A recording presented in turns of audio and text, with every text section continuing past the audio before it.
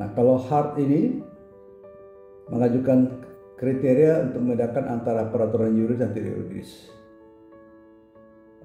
Menurut HART, ya, secara umum pengertian tentang hukum tepat sebab sebenarnya adalah perintah. Ya. Perintah disebut hukum dikeluarkan oleh seorang berkuasa dan perintah-perintah biasa ditaati. Tapi itu tidak cukup untuk mengetahui suatu peraturan bersifat legal, dan karenanya sungguh-sungguh hukum, kata HART, kita minimal harus insaf tentang dua jenis kaidah hukum.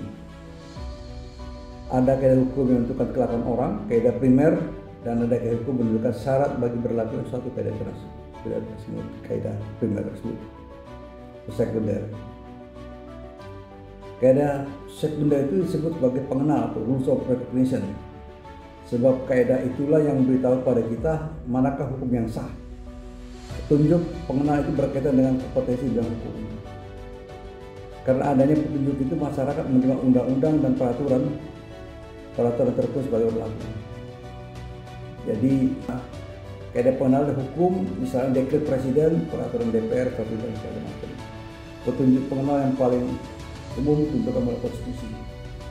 Jadi dasar utama adalah konstitusi sebagai kaidah pengenal. Baru di bawahnya kaidah petunjuk adalah undang-undang. Dan ini berkaitan dengan teori ground norm atau Stephen Bow teori dari Hans Kelsen.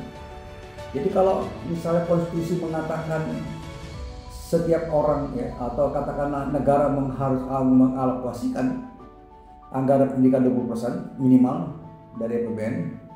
Kemudian ada undang-undang APBN, ya, tidak mengalokasi itu di bawahnya, seperti 11% misalnya, ya kan. Nah, kaidah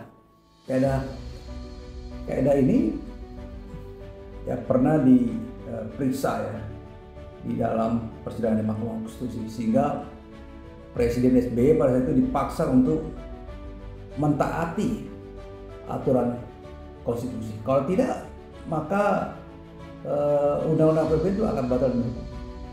Itu yang terjadi.